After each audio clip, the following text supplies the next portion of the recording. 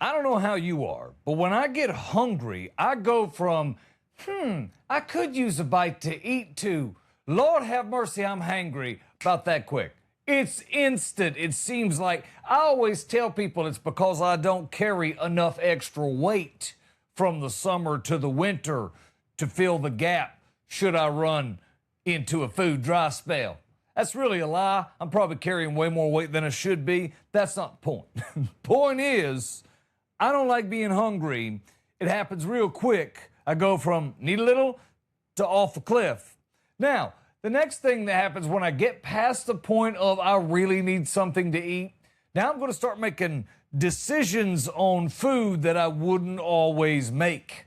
And those usually are not good. And here's the other thing. If I'm to the point where I'm super hungry, well, I don't like anything. If I go into a restaurant, the least little thing makes me worry about cleanliness and everything else. I don't know why. It's a tick. I'm trying to figure it out. I can't seem to get a hold on it yet.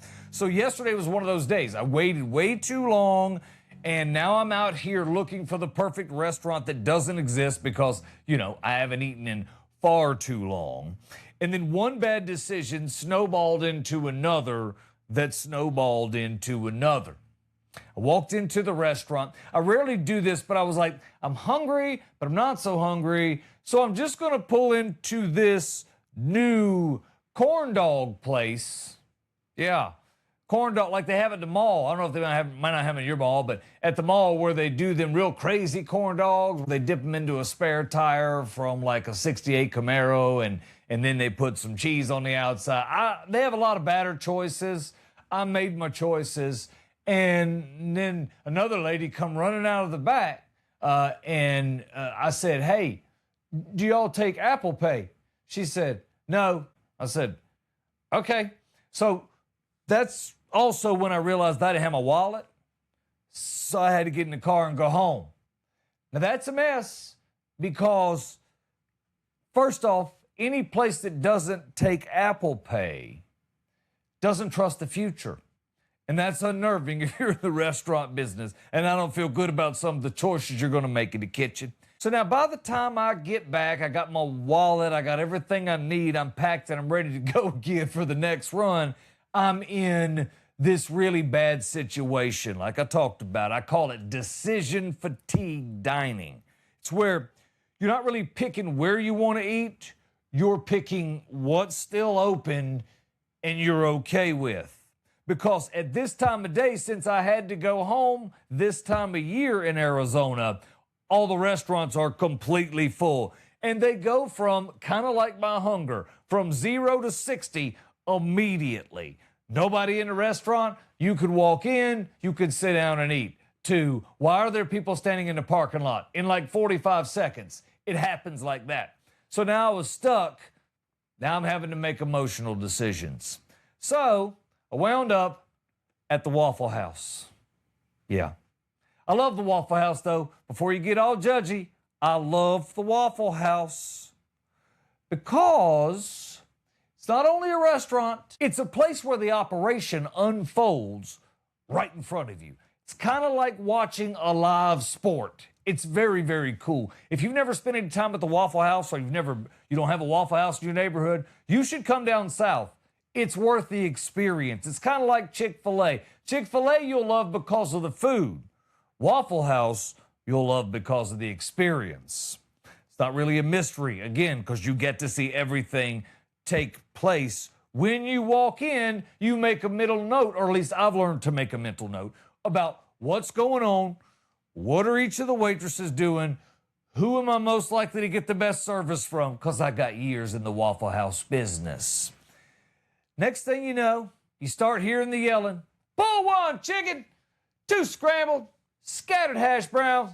You're like, I don't know really what all that means, but I feel good. Sitting here like, it sounds official. Breakfast sort of went military.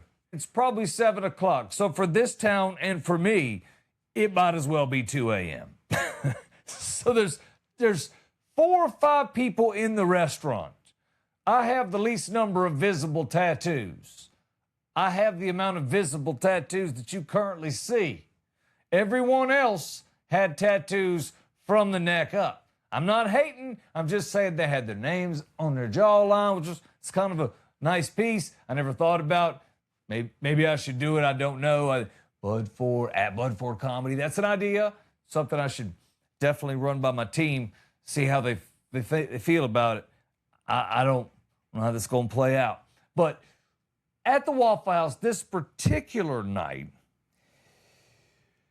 it was interesting because I go to this one during the day a lot, like during lunch, and they are an absolute system. And Waffle House is, no matter what you think about it or how many times you've been in it, it's a beautiful, greasy, loud system. And when the system works, 22 minutes from the time you walk in, you're fed and you're back out, like clockwork, when the system works. Now, last night, the system was being run by Hope and an older lady with some level of authority, and yet no one seemed to respond until her voice was raised. Because at the Waffle Station, well, we had 2 employees. They're not Waffle House Hall of Fame employees. They're 2 employees. They're over there talking about the casino. One says, "Girl, we need to go to the casino after work because I got the cash." And I thought to myself, I must have missed something part of this transaction, because right this very minute, both of you are trying to turn out 3 waffles for customers as the food sits. You've now turned out 6 waffles that you've thrown in the trash. At this point, we're not cooking waffles, we're auditioning them. So the whole place is completely backed up. I'm sitting at the counter. Like I said, you get to watch the whole thing. The whole place completely backed up. And I've noticed that since I've been sitting there, which is almost 15 minutes, again, the system's supposed to get me out in 22 minutes, 15 minutes-ish, 16 minutes-ish later, I'm noticing that the dishes that were there with the eggs, the grits, the bacon, all of the ordered items have been sitting there the whole time. Now, I don't know if you cook a lot of eggs at home. I cook my fair share. I mean, I'm not Eggland's best, but I've cooked a few eggs. They don't sit on the counter long. Eggs are not something that age well. That's not an age well item. It's like a hamburger from McDonald's. It doesn't age well. Just not, cold is not the way to go with eggs. After 10 minutes, something that only takes about 6 minutes to cook, probably not in good shape. That's exactly where we're at now. Food sitting way too long. I got people on my left complaining about cold food. I got people on my right at the jukebox with no food. It's becoming almost comical what's happening. Everyone's mad at everything. The real problem is we are stuck on making waffles. We cannot pass the waffle exam today. Finally, the older waitress steps over there, and she's like a substitute teacher's kind of the way I felt. She jumps up, she's had enough. Her voice goes up a little. She says, "All right, move." Next thing I know, 2 girls are done talking about the casino, and they're out of the way. She figures it out after she throws away, count it, 6 more waffles. So now the Waffle House is out profit-wise, the batter and all the makings, because everything went in there, the pecans, the chips, the chocolate chips, and all the things they wanted in them. We're now out 12 waffles because we can't figure, 2 runs of 6 because we can't quite figure it out. And this lady went over and figured it out right fast.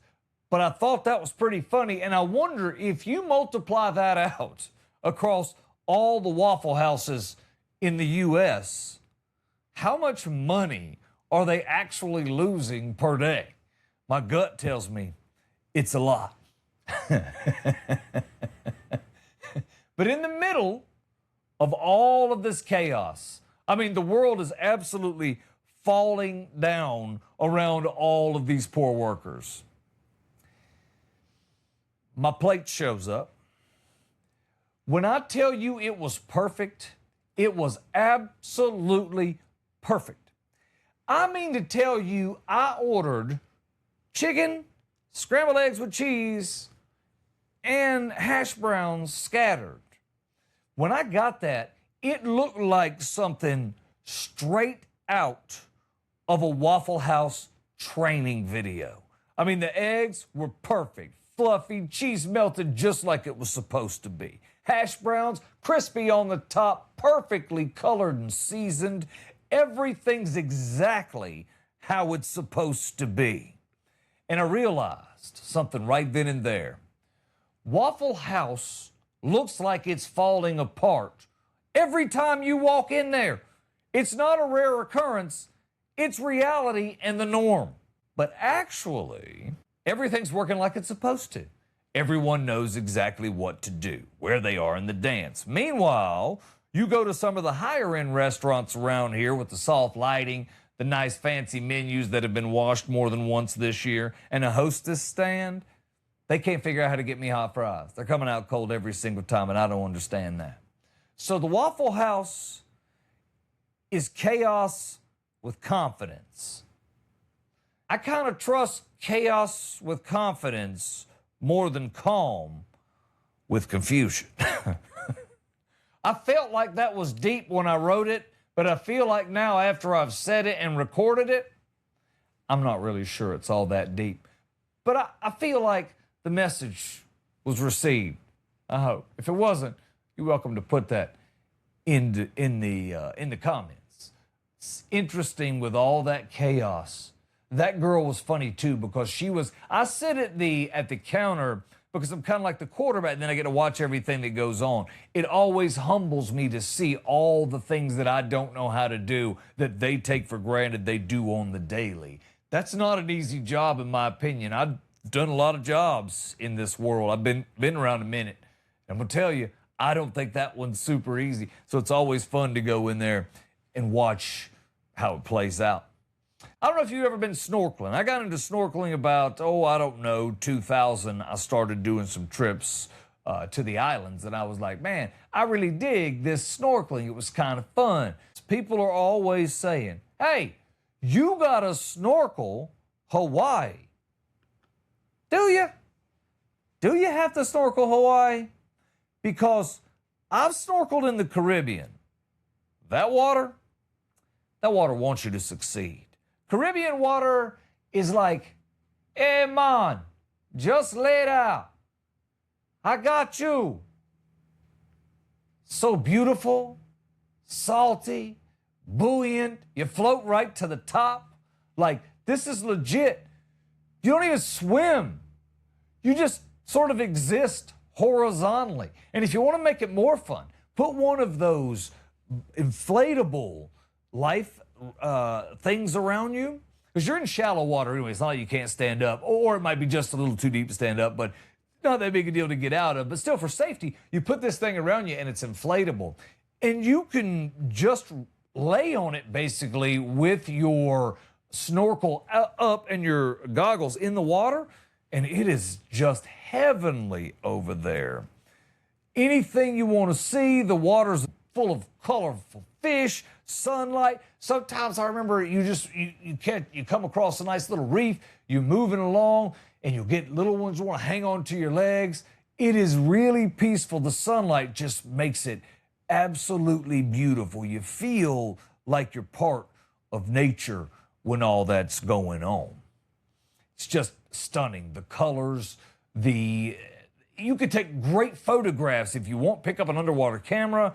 Just so much fun when you're over there and you get the opportunity to take those photographs. I've taken quite a few underwater photographs in my life. Now, Hawaii, notice the difference. Hawaii's water's got an attitude. And it tells you about it from the minute you show up. Like, you put your face in the water and immediately you hear millions and millions of people hollering, echoing from miles below you. Are you sure about this? Answer no. I'm not sure about this. It's a bad idea. That ocean is loud. I was over in Kauai not too long ago, and I'm going to tell you, I grew up swimming and playing in the ocean on the East Coast. is one of those things that we were at the beach. By the time I could drive, we were there most weekends. It just makes sense. That's what you do when you grow up a kid on the South Carolina coastline. We surfed, played on the Hobie Cats. Now, surfing on the Atlantic side is not what it is on the Pacific side. 3 feet swells, that's a big day. If you were to get 6 feet swells, everybody and their brother would be in there trying to surf or with a bodyboard or something. Somebody's going to be having a good time out there playing in it. When you get the hurricanes that are a little off the coast, you can ride those swells because those will get up to 6, 8 feet. That's a good time as well. Now, if you get out to the West Coast, that's a whole different thing. That water seems destined to be angry for some reason. And that's on the West Coast. Now get out to Hawaii, and all of a sudden, you realize how small, when you fly into it, look out the window. Notice there's very few islands and a whole lot of water. Really, really deep water. And I remember sitting out in Kauai, just enjoying the night and listening to the ocean slam. It's crashing everywhere you can look, see, hear. You can feel the water beating. You can feel it. And I'm like, I had a surf lesson the next day, and I surfed when I was a kid. I'm not saying it's been 20 years or better. However, feel confident I could have got back up on the board. That wasn't why I took the lesson. I wanted a little encouragement, and I also wanted someone who had been around that area to tell me, hey, let's not do this area. That way I could learn. That was my plan. Well, the waves sort of sounded less like waves and more like arguments. The waves sound like they're mad you showed up. It's like, nothing about that's friendly. It's not Caribbean. Remember, I was talking about in the Caribbean, you just float. Like your arms, you just lay out, everything's cool. You could just kind of kick back. It's so nice. But in Hawaii, you're sort of in a constant negotiation between you and death. You're negotiating with the water, and you're like, all right, if I stay right here and breathe, we can both get through this. Meanwhile, the ocean's like, no, I didn't agree to that. The other thing, the fish in Hawaii, completely different. Not like it is in the Caribbean. They don't greet you like they do in the Caribbean. They observe you. Like you just rolled up in the wrong neighborhood. Even the water's different. It feels deep, dark, cold. You almost feel like there's a shark, I don't know, let's say somewhere around 3 to 6 feet from you, probably lighting up a cigarette. Hard to get because, they got a real law. Hard to get out that far to get a light, especially when you got a fin and no real thumb. It's hard to get, and in the water too, but they do it. It's amazing because a habit's a habit. When you're in the Caribbean, what's going to kill you? Not much. When you're in the Pacific, a box-top jellyfish floats by, half a mile away, stings you right good like you don't walk for 3 months. You have to snorkel Hawaii. Do I? It's like everything in the ocean, because keep in mind, it goes like miles down. That's not the Caribbean. I can still see the floor. Nope, not here. Just keeps dropping and dropping and dropping. People think snorkeling is relaxing. It is in the Caribbean. But in Hawaii, anything you do in the ocean, kind of like the Pacific coast too. On the Atlantic side, you can get away with some stuff. You can just kind of walk along the beach, enjoy it. Now, your mother's going to tell you about the undertow, and it is legit over there. But the fact is, if you stay in, knees, waist, or lower, which is easy to do in the Atlantic, in a lot of really good spots, a lot of high-density spots, you're going to be fine. The other side, though, you were always having to pay attention. Like everything about that ocean is different, and the current's different, and the temperature's different, and everything is different. Because it can go from, I'm having a good time, to this is a workout. Real quick. Waves, currents, all your gear, you're breathing through that little straw. Yeah, man, now your brain's going. It's not a good feeling. People underestimate it all the time. I was amazed when I read the article about how many people get themselves in trouble in Hawaii each year. If you are planning to go over there, Hawaii wasn't really a travel place where I grew up. We were East Coasters. So if you're going to travel, you probably went down to Florida. You might go off to the Bahamas or, you may go to the Virgin Islands. If you're a West Coaster, it's just as quick for you to bounce over to Hawaii. I wasn't a West Coaster until I just moved out here to Phoenix, and it's amazing how many quick and inexpensive flights you can get to Hawaii. And because I'm a lot closer than I ever have been, and there are a lot of people that have timeshares and they have opportunities to go, those things are available to you. And if you've never done the Caribbean, but you've done Hawaii, and maybe you love snorkeling in Hawaii, go check out the Caribbean. You owe it to yourself just to see what it's like to be a little more relaxed. If you've never done it in Hawaii and you've done Caribbean, you need to have a kind of a little different mindset when you go. In the Caribbean, I'm bouncing along, something comes down my leg. I'm all like looking with I get all down there. Oh, it's a nice, cute little fish. I watch him nibbling on my toes or whatever. That's fine. That's not what happens when you're in Hawaii. It's not it at all. Your brain goes from, oh, that's a fish, to Jaws is here. This is how it ends. I mean, it goes from 0 to 2,000 fast. Again, that's why I like the Caribbean. Caribbean snorkeling feels like a vacation. Hawaii snorkeling feels like a performance review. And I don't really need the ocean testing me with its filthy attitude. I don't need any of that. I have life doing that. I came to this body of water to relax. I just want the water to hold me. Mind its business. I don't want to be in here in a fight for survival. I'm watching some changing weather. I'm a meteorologist. If you don't know, my name is Bud, like the beer, Ford, like the truck. I'm at Bud Ford Comedy. I also do weather at Bud Ford WX. And with that, I am watching some weather move to the midsection of the country here at tape time. So it's got a lot of my attention right this very minute. Should be back tomorrow. I have some things that I'm working on. I don't expect the weather to really get ugly until a couple of days from now, but I'm working on a few stories for tomorrow. Everything's solidified. Thank you again for your time, and thanks for being a part of At Bud Ford Comedy.